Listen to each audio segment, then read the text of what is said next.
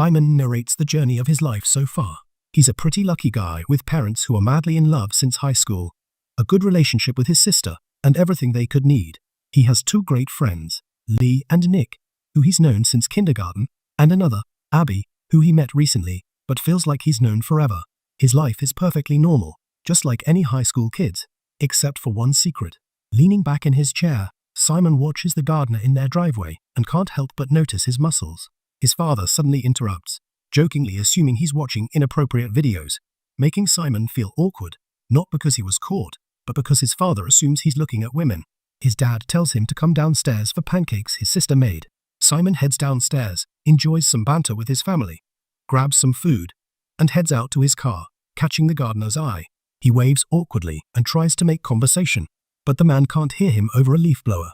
Embarrassed, Simon gets into his car and wonders what he was thinking. He collects Nick, who immediately starts talking about a crazy dream, and then Lee, who asks if they've seen Creek Secrets, their high school forum for anonymous gossip. Apparently, someone was caught getting intimate in the pool. All three cringe as Simon keeps driving.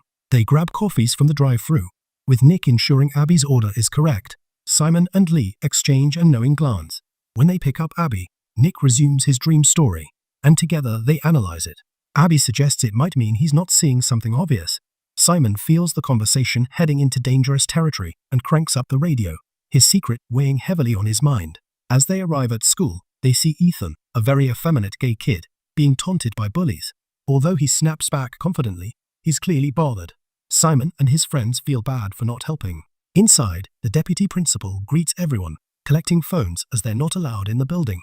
Simon and Abby chat about the school play they're both in when Martin, another student, enthusiastically approaches Abby, trying to impress her. Aware of his intentions, Abby quickly makes an exit, and Simon leaves Martin alone in the corridor.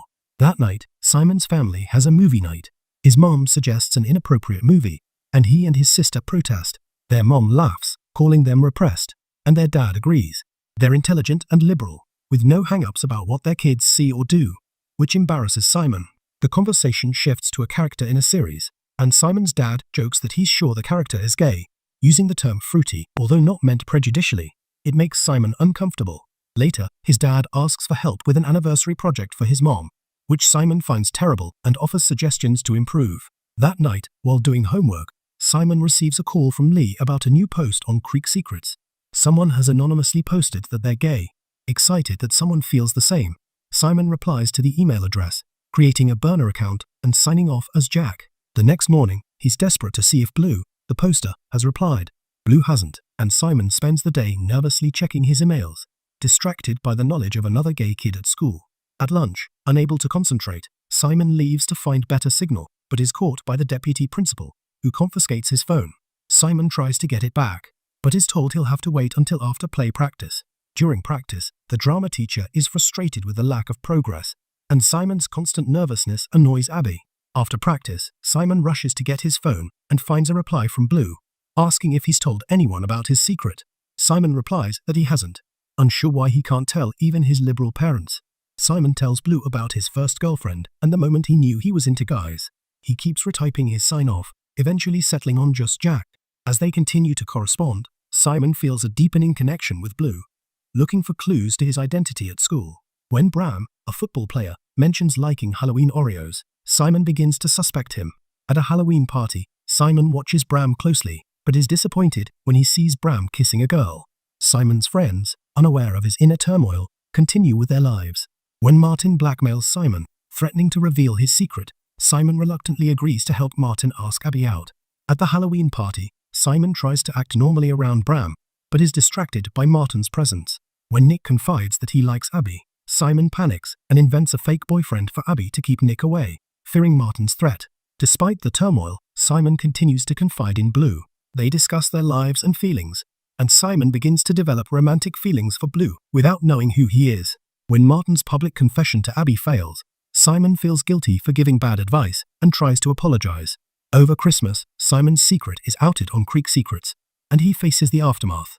He finally comes out to his parents, who are supportive, though his dad's jokes make him uncomfortable. Simon emails Blue, hoping for support. Back at school, his friends confront him, feeling betrayed by his lies. Alone and friendless, Simon faces bullying, but finds unexpected support from Ethan. Desperate to repair his relationships, Simon talks to Lee, explaining why he couldn't tell anyone. She forgives him, and Simon starts to mend his friendships. He posts an open letter on Creek Secrets, reclaiming his coming out and expressing his feelings for Blue, inviting him to the school carnival. At the carnival, Simon waits on the Ferris wheel, hoping Blue will show up.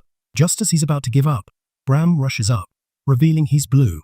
They share a kiss, and Simon's friends cheer, happy for him.